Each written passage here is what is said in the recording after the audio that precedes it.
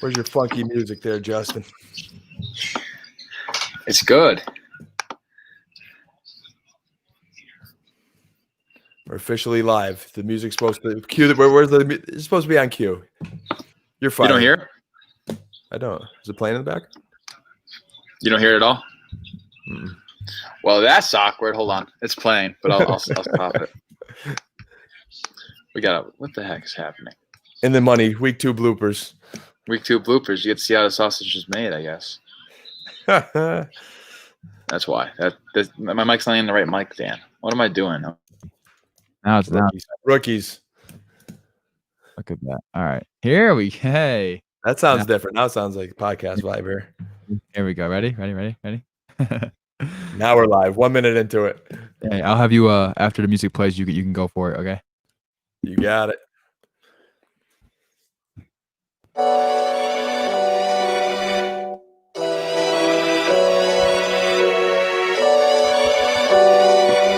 Mentira fue la tarde tu pasado.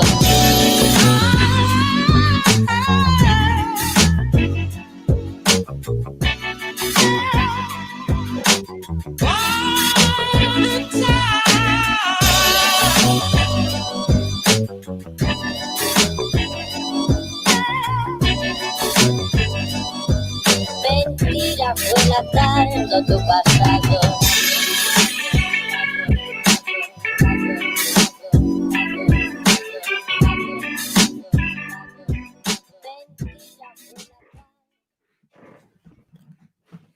We're here, Dan. It's episode 2 of In the Money podcast. I'm hosting a podcast with my friend Dan. My name is Justin. Twitter at Justin_FFB. Dan's Twitter at FFCoach. Dan, what's going on, Dan? Great to be here tonight, man. 1 week before the real deal, Thursday night football. That'll be our first DFS action of the year, and all our fantasy teams will be in gear. And I think now, I have the Dynasty Theory plate back here that the missus got me. I might have to get it in the money one as well. Oh, yeah. Double dipping. I mean, father-son podcast I'm a host of, and then Dan's the host of Dynasty Theory, as you guys probably know. But 1 week away, it doesn't even feel real right now, Dan. It doesn't feel real. It hasn't set into my brain yet that we're actually 1 week away from football. It's like a reality check here. It's been a long off season for us with all this COVID stuff. I mean, I even got the penalty flag here. I got to throw 15 yards on you for delay of game for our episode number 2. We go live, and so some early technical difficulties. But for our listeners, hang in there. We're building the show up week by week. The advice we give you is going to be solid, so it'll make up for the little technical difficulties. But you said we got new music will be in the works here, Just, and we're going to keep expanding our StreamYard features each week. But as of today, we're officially on iTunes, so that's awesome. We are, and should be on Google Podcasts too soon. We're on YouTube right now. You type in the Money DFS on YouTube, we may pop up. We don't have any subscribers yet. We have 1 subscriber. Shout out to Jeremiah Bear. He subscribed to us, so thank you for that. You guys can go to YouTube. You're listening on a podcast platform to see our faces live when we record this thing. I mean, do that at your own risk. I mean, hey, it's up to them. They want to do that, but I was slacking on the intro, Dan. But I'm tired. I went on a hike today, Dan. I'm exhausted. You sent a picture there. That was some very scenic background in that picture you sent me there. Probably therapeutic. You should be fresh for tonight, not tired. How long did you hike? Did you get 3 miles in or what? It was a 6.5 mile hike. Yeah, so you're young though. You're not allowed. I'm not allowed to complain. I'm just saying my legs they're feeling it. And tomorrow morning when I wake up, I don't know how it's gonna do. I'm gonna need some of that Gronk CBD oil. All right. you have to Thursday night football next week to get in shape. All right, so you're on the clock. I'll be there. Yeah. All so what are we doing today, Dan? Tell the people what we're doing today. Well, here we go. First, this is episode number 2 of In the Money, getting our listeners ready to win some DFS cash. Our listeners who know us from the Father, Son, and Dynasty Theory, if you're listening now, you're going to have an edge over everyone else who's not listening, being that we're so new. I promise you that, all right? We know there's a lot of mainstream pods out there. Last week, we covered a lot of the Main Street pods, gave our listeners a lot of tips of where they could look and listen to find some little bit of an edge of what they could be studying. We talked about contest selection. We went into the price structures, the biggest mistakes in context selection that our listeners could make, talked about playing within your means. We gave the listeners a lot of good advice in our last show. So if you missed episode number 1, they could go back, correct, Justin? They can go back. You want to catch that, get caught up to date, because right now, between the last episode and this one, we're building the foundation for our listeners. All right, tonight we're going to get into just a few more tips that we ran out of time because we gave so many last week. We're going to give you a few more tips, and then we're going to give a little sneak preview of next week. But hopefully our listeners took a lot from our first show. I got some good feedback after the show, Justin. I think my buddy Mitch from Dynasty Theory, he said he was taking some notes getting ready for week one, and Bear, who you mentioned, subscribing to us. He's ready to talk cash games with us. So we're going to get into a little bit more tonight. Yeah, excited for it. I think our first episode went really well, especially for our first episode. Thanks to our little podcasting background, it helped it flow a lot better. But I'm looking forward to this one. This week, a little bit more tips and tricks, a little preview in week one. But next week's episode, I'm really excited for. And we're going live at 7 o'clock Eastern before the first game of the season, when it's the Houston Texans versus the Kansas City Chiefs, which you're doing that kind of DFS, that game's going to most likely be a shootout. So exciting for DFS purposes and fantasy purposes. Vegas over under 55 on that Thursday night game. So when our listeners tune in next week, I'll have some single slate advice. You and I will dive into the single slate a little bit. I would be recommending playing Thursday to Monday. I was trying to dive in for some sleepers. I'll throw Jono Smith's name out there for Monday Night Football, and then that late game, I'm on the Jonu bandwagon train. And in your dynasty redraft, get that Jonu Smith. But the only way you get him is if you play the Thursday to Monday slate there. Between Chiefs, Texans, and I think there's 2 Monday night games. You have Pittsburgh and the Giants, and Tennessee and Denver. So to get any action there, you're either playing single games or you're taking the Thursday to Monday slate.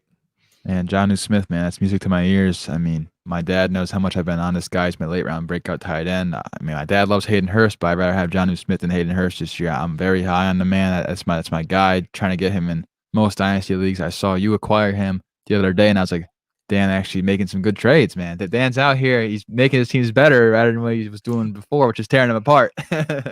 These last couple of weeks before our dynasty season begins, I have been getting as many Jonu shares as I possibly can. I mentioned a lot of those resources that we shared last week. You and I are doing our studying, and Jonu is just popping up the charts for me. So if I can get him at a little bit of a value, I think he's going to have a breakout year and potentially could be top 5. I'm going to go that big, Justin. I think he could be top 5. Him and Tannehill spent a lot of time in the offseason working out together. He's an athletic freak. He is in incredible shape going into this season. And who else is there? I mean, I've given up on the Corey Davis train. So there's A.J. Brown, there's Derrick Henry. You hear that silence? That's what it is after those 2 beasts. So I think Jonu is going to be the number 2 receiver there, and I think Corey Davis is a little bit more of just a role player. Adam Humphries, occasional move the sticks guy. But for fantasy and DFS, Jonu's price is really cheap right now, but you got to wait till Monday night to get him. So plan accordingly. Jonu Smith, man, that's the name we're gonna be saying a lot this year, I feel like. So Dan and I in lockstep with the Jonu Smith hype train. I mean, he's cheap right now, like you said, and it's gonna be a nice little value play until these sites catch up on him. If he does happen to break out, which signs are pointing towards him, that he should be a likely breakout candidate for tight end. So, and I agree with you. Week 1's the week to kind of do the Thursday to Monday slate, because more games available and people's prices are set in stone. They can't really move them that much unless something drastic really happens. So take advantage of that and get the more games in. And like you said, there's 2 Monday night games, which doesn't happen often. It happens until bye weeks happen, and then the 2 Monday night games go away. So take advantage of that while you can. Our listeners probably just finding out there's 2 Monday night games right now. So you got 2 nuggets to start the show there. Jonu Smith and 2 Monday night games. And with that, Justin, I'm gonna roll into some tips that we missed last week. We mentioned with those 2 Monday night games, don't forget about the late swap advice that we gave our listeners last week. So go back and listen to what we talked about regarding late swap. I know we talked a little bit about stacks last week, Justin, and I'll start there. I think it's a good strategy to identify some 3-4 man game stacks, and I'll get into a little bit of that maybe when we get into the player segment of the show tonight. But I am studying, trying to find those stacks right now. We talked about Vegas odds and how that could help you last week. And tonight, I'm also want to get as much volume as you can. I think in FanDuel especially, 3 running backs plays a huge advantage. I also like it in DraftKings. The GPP tournaments, I might veer a little bit more to the receivers. But if I can find those running backs where it's 20 to 25 touches, get 70 touches out of 3 backs. I know Miles Sanders, your boy, he's on my radar week 1. And then when we get to the wide receiver play, especially in DraftKings where it's full point PPR, 8 to 10 target receivers. Who's going to get the volume? And, it might be a little bit more challenging week one, especially for listeners that really haven't been following and grinding all off season, where you're going to definitely want to tune in next week. I'm starting to try to identify some of those guys now that's going to get that high volume. And I want to pump those high volume guys into my lineup so I have a chance of winning that Millie Maker we talked about. I am determined to win that big contest. My entries are already in for this week. Touchdown regression is something I look at, especially with the quarterbacks from week 1 to week 2. Now, this is week 1 of the season, so we don't really have any regression to go by. But when we get to week 2 of In the Money podcast, I'll be looking at to help identify those value plays that for some reason or another either underperformed week 1, or maybe they had those big weeks and you got to prepare for regression and not just go back to the well as we identify matchups. I'm looking forward to, breaking down, and that's what I'll be doing between now and our next show, those wide receiver cornerback matchups. So we'll have that broken down as we go into our next show. Again, we don't have air yards and, wide receiver targets yet. We don't even have a preseason, which is kind of tough too to gauge. So we're really counting on our offseason studying up to this point to prepare us, and then we'll be getting into red zone. I look a lot at red zone and then the defensive turnovers that are being created. So there are a lot of things that are going to go in, but we don't have all that information yet. So I'm going to close this segment with my final tips here. Week 1, the weather still should be good. As the season progresses, do not overreact to the weather. Okay, that's normally something that often scares the fans away. And a lot of the data shows weather has a very minimal impact, unless it's like blazing winds or something. But don't overreact there. Going to be looking at, potential game scripts. We talked about the opportunities and the volume. Try to find that little narrative street. What makes sense that's going to happen week 1. I'll be starting to look at travel schedules side by side. And again, week 1, hey, is there anybody traveling from the East Coast to the West Coast or vice versa? Especially now in this COVID environment, you're traveling for the first time. That may not be that easy. We'll be watching up to kickoff and really be paying attention to our lineups on Sunday. Make sure there's no positive tests and guys are out of the lineups. Continue to monitor the Vegas lines there for those high over-under totals. Looking up the matchups versus value. Who's the contrarian versus chalk plays and who do we want built into our lineup? You want to be big. You want to be on big plays with low ownership. And we talked a little bit about that last week too. We're going to dive into the ownership next week. We got a lot to look forward to next week because all these numbers are going to really start popping up and we're going to be able to be a little bit more specific. But these are things that our listeners want to start listening to now. Take the foundation from the last show, take these pieces, and let's find that volume in these high-scoring games. We'll continue to look for late news and non-chalk plays and some same-game correlation. So what do you think, Just? What do you want to add to the mix there? So you mentioned the stacks. I think we'll get into that in a second, but you also mentioned weather and to not overreact to weather. So we had the pleasure of having Chris Allen come on the show, and he's the weather expert for 4-4. And he basically said, don't overreact. That's the main thing, because there could be, like, people think, 10-mile-per-hour winds, some rain, they're not going to throw the ball more. But in reality, there's not a real big difference unless the winds get, like you said, bizarre, which is, monitor that. But outside of that, don't be scared. So what that could do is lead to some more contrarian plays by you playing someone that's in like a quote-unquote bad weather game and having people shy away from them, which makes your ownership lower. And then you're getting a contrarian play out of that potentially. So staying up to date with that and seeing what the public's doing, you can kind of fade the public in that sense and go with what we tell you out of this is, and that's to ignore the big weather trends. And then you mentioned volume, running backs in your flex. I'm a big proponent of that. I mean, I'm a wide receiver guy. I'm not going to lie. I like my wide receivers, but running backs in the flex are usually the way to go in the flex spot for DraftKings and I'd say FanDuel especially, but DraftKings as well. So you have a guy who catches some passes that kind of can offset a wide receiver and make that gap closer with some more touchdown upside as well, depending on what running back you choose. And then you mentioned the game stacks, but I don't know when you want to get into that. If you want to get into that now, we can. But same team stacks and also same game stacks are two different things, but you can kind of do both in a sense. Yeah, it's all about finding an edge against our competition. So I love that you hit on with the weather. People are going to get scared away and shy off. And if you have a good play and you don't shy off, you're getting an edge that you didn't anticipate originally, because at one point everyone was on them and all of a sudden they're hopping off because of the weather. So don't let that scare you away. And with that, Just, man, I'm with you. Let's get into some game stacks. I'm starting to look at contests here. We talked last week. DraftKings loaded with options as far as contests. And a week ago, FanDuel did not have many contests, but now they do. Just, I don't know if you have $3,300 laying around, but there's a nice 1 million to first place contest with only 1,000 people entering. My wife wouldn't kill me, Justin. Oh my God. 1 in 1,000 chance. Think about that. A 1 in 1,000 chance of winning $1 million. That's not bad. I mean, obviously 1 in 1,000 is not good, but considering what's at stake, that's a very, very good odd compared to what it normally is. I can't do that, Dan, but maybe one of our listeners can and take our advice and win that. That'd be nice. If you can finish in the top 210, you double your money. Oh, well, in that case, what's enter it, Dan? 210 out of 1,000 there. I need to hit like a scratch-off ticket between now and Sunday, I think, But we talked about that last week. Depending on what your bankroll is, obviously we don't want anyone on our show going broke. But they have a 5-cent contest, Justin. 5 cents, where there's $33,000 in prizes. You can win $1,500 for first place. Obviously, that's a $150 max entry. So again, you may be going up against someone that's entering 150 times. Pick your contest carefully there. But at least now we got some more choices over there at FanDuel that we didn't a week ago. Again, DraftKings, we got a little bit of a jump on because they've had their contest posted for a while. And I haven't been on fantasy draft since last week. I'm going to kind of see if they're back to the party or not here. Yahoo normally had something. I don't know if Yahoo started yet either. No, I'm mainly going to be sticking to DraftKings. That's my preferred method platform, but I also do some FanDuel here and there, but I'm mainly doing DraftKings. I think it's, in my opinion, the best one out of the ones.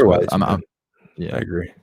Yeah, so I like DraftKings a lot. And then stacks, man. There's a couple of stacks that you could look at. I was excited for the Wentz, Rager, Sanders triple stack week 1, and of course, Jalen Rager gets hurt with separated shoulder because he tried tackling defender who intercepted Jalen Hurts when Carson Wentz was on the sideline, I think icing his hamstring or something like that. So Jalen Hurts came in, threw an interception, and Jalen Rager decides to go tackle this guy and then gets hurt. I feel like that happens more often. It's so stupid. All these offensive players always get hurt trying to tackle players because they don't know the proper tackling format, and that's the annoying thing about fantasy football. You can't predict that kind of stuff.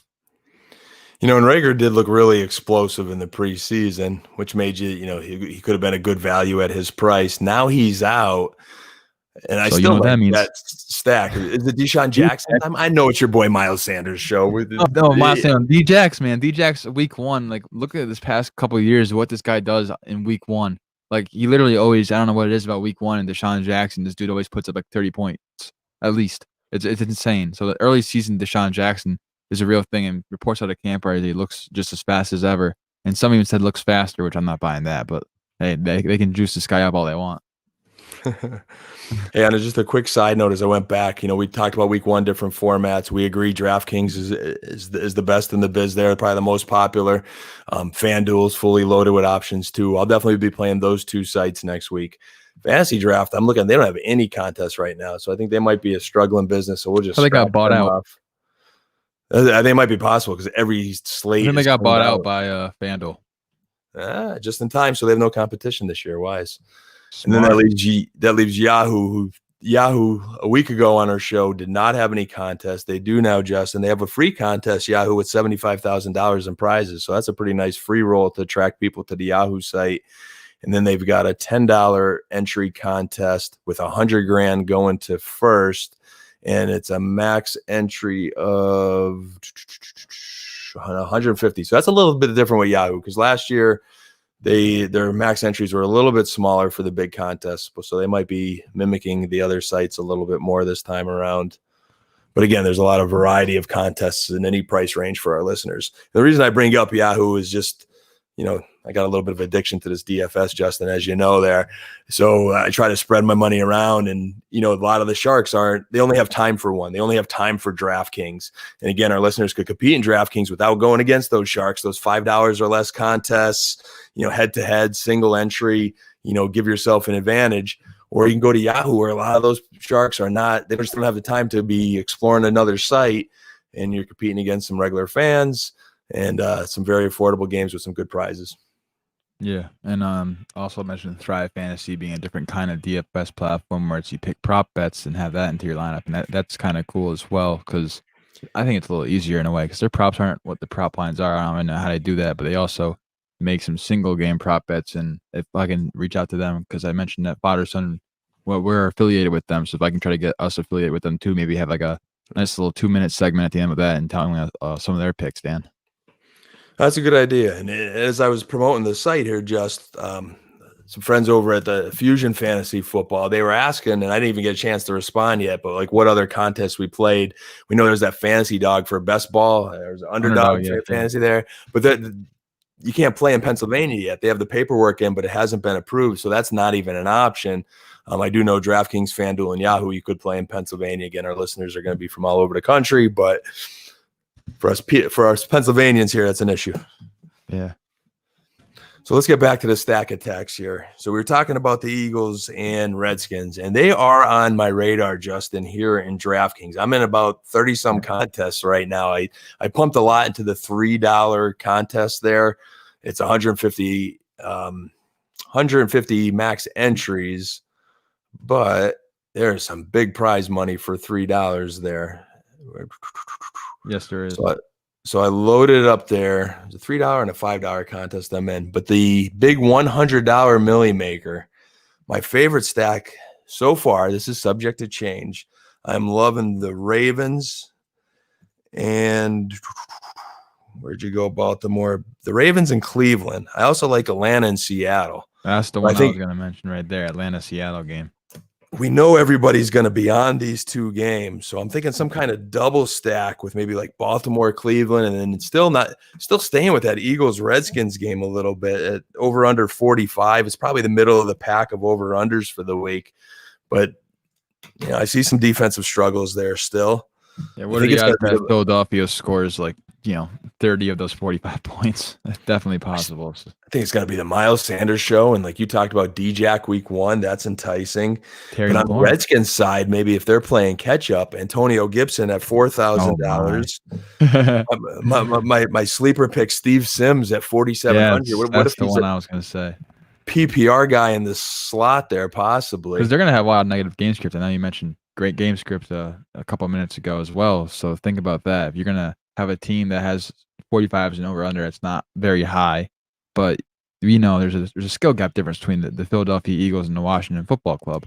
So something's got to give. Like they're going to have the ball, possibly a lot of 3-and-outs, but at the end of the day, they're going to have to throw the ball to someone. And you mentioned Steven Sims is a guy who's very, very cheap on DraftKings, and some smart people will definitely be on him, but he's a nice guy you can throw into your lineup to have that double stack of both sides of the ball, because if you're in a game that has potential shootout potential, which I think the Washington football team could be down and forced to throw the ball. So I think getting one of their pass catchers, you mentioned Antonio Gibson's very cheap for a running back who could get some targets early on. I would like to also point out J.D. McKissick as a possible option to get some targets as well. Yeah, I think I don't know if it was Gibson that made a comment that him and McKissick are weapons out of the backfield. I know they've both been very active in that offense along with Peterson. And if it's a negative game script for Washington, that's when Peterson normally goes to the bench. And they're going to have to find offense because they don't have a lot. They got McLaurin, who's awesome. He got Sims, who I think is a solid slot receiver, number 2, if he could build on what he did late in the season last year. Outside of that, they don't have anything. You get a team that has a good number 1 that maybe he can't stop, but can kind of contain McLaurin a little bit. Then they've got to go somewhere. And they're I think the cheap fillers in your lineup. I'm looking at Sims at 4,700, Gibson at 4,000. D-Jax is 49. My current lineup in the $100 Million Maker right now, Jess. This is where I'm trying to be a little bit different. I talked in the pre-show with you about liking Damian Harris, who was, I think he was like 3,900. He was really low. No, he's 4,300. But now Harris is questionable, and I'm just not feeling that anymore.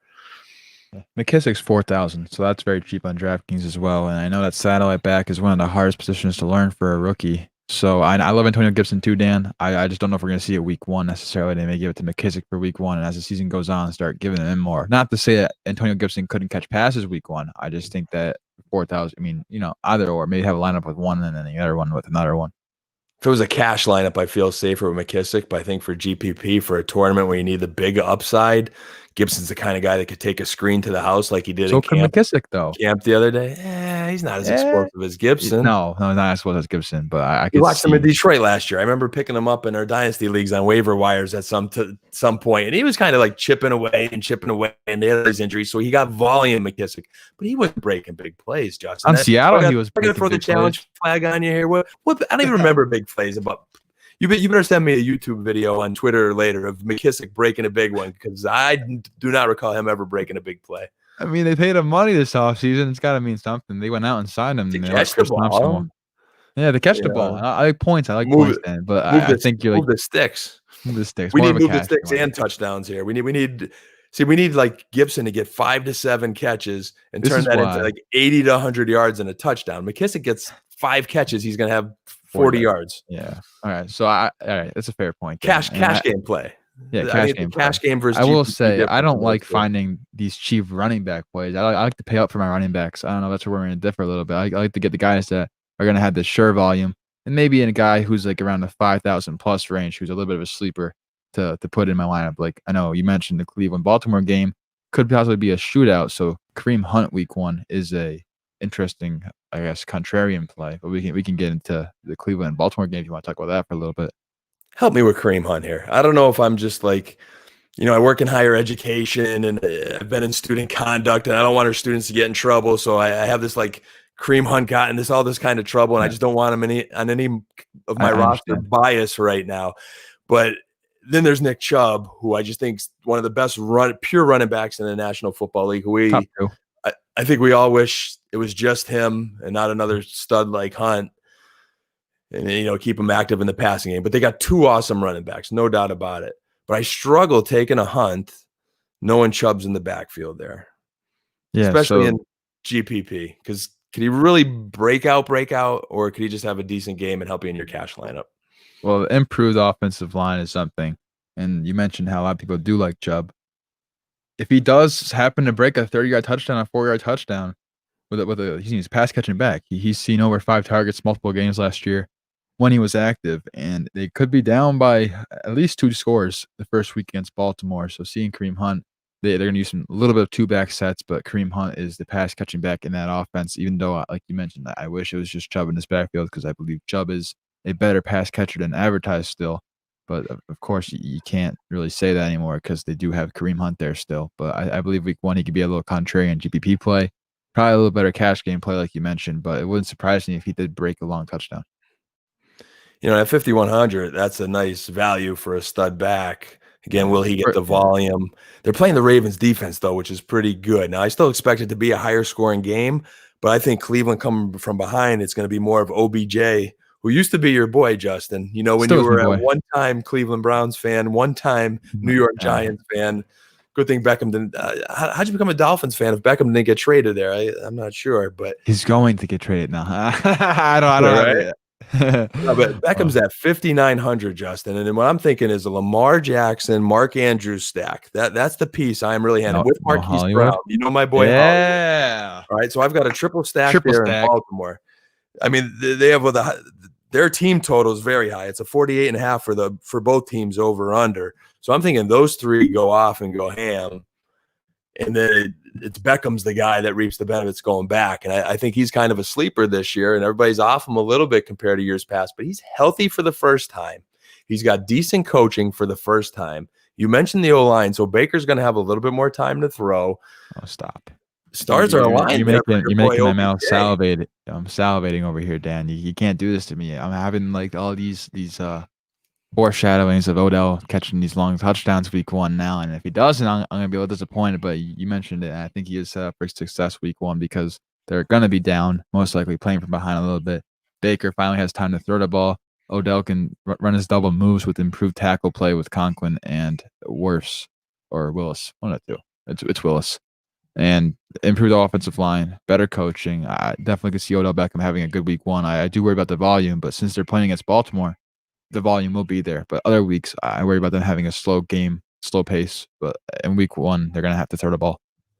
Yeah, and the Browns had some injuries this offseason here too. I know in their secondary, they lost their rookies. I think it was a rookie safety there, so I got to dive into that a little bit more this week as I finally get into the matchups more in depth. but then I guess where I run into the problem. So I go with that triple stack. I run it back with Beckham. I've got some Redskins, Eagles guys to keep it, like Gibson and Sims may be in there because, Lamar Jackson at 8,100. I normally don't like paying up for quarterback, but with his rushing upside and passing upside this week, I am enticed by him and his targets. Last year there was, yeah.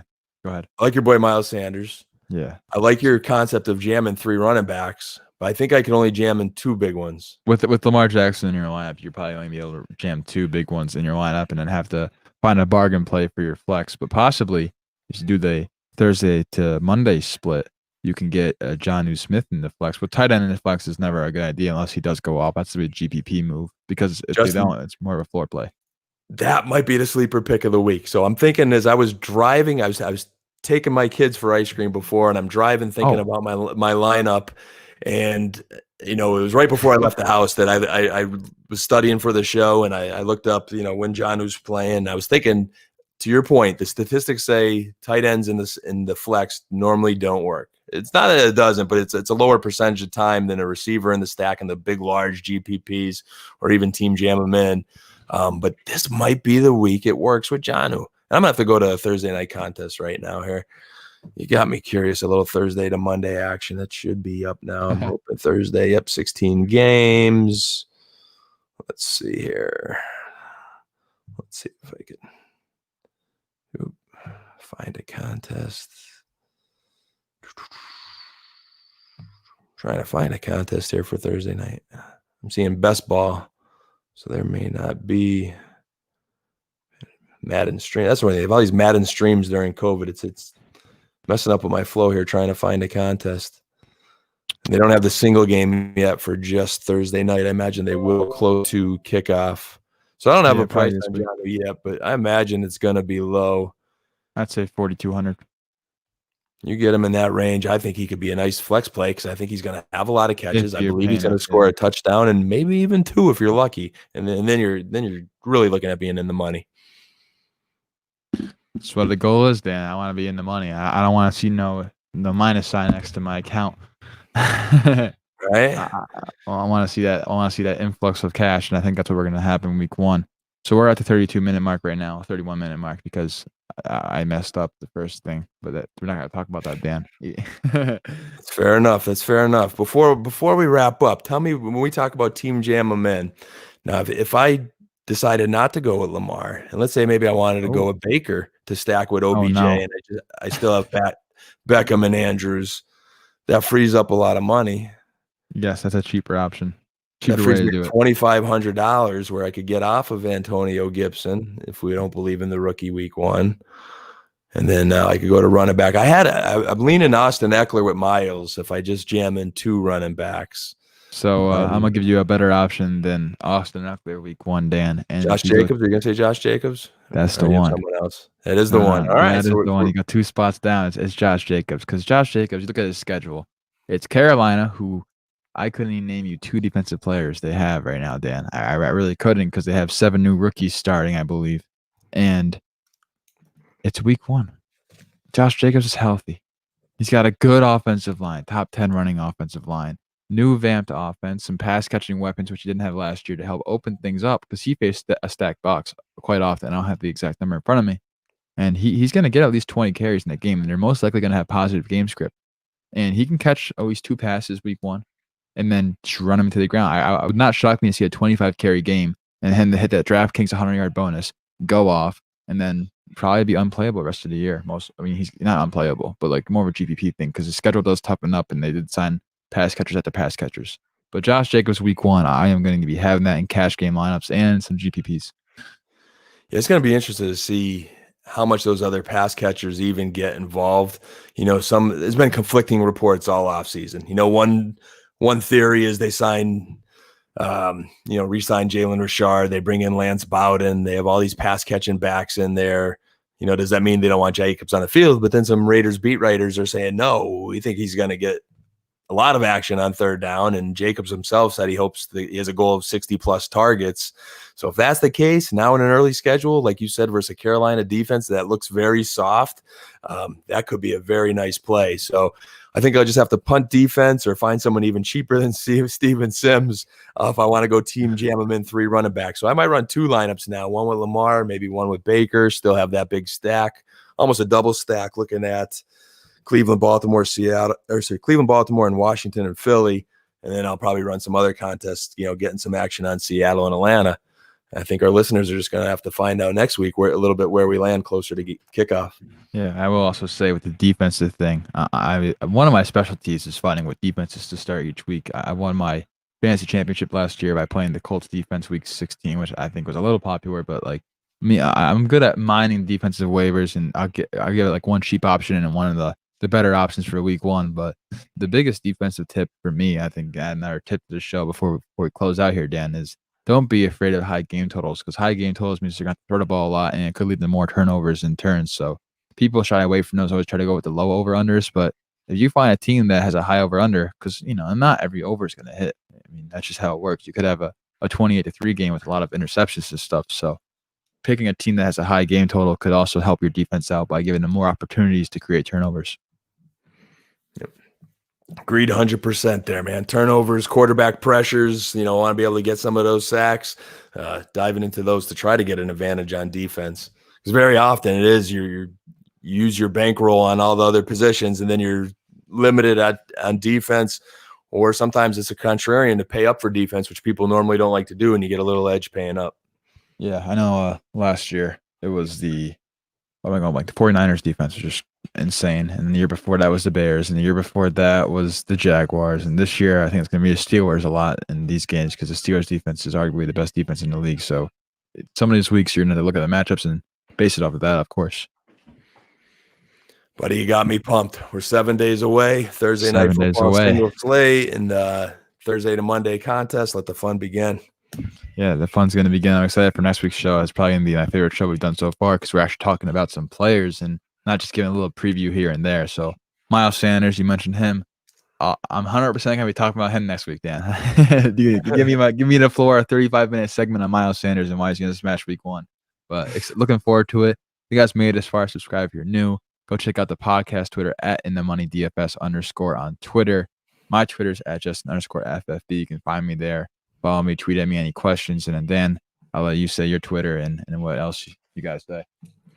Yeah, FF Coach Dan on Twitter.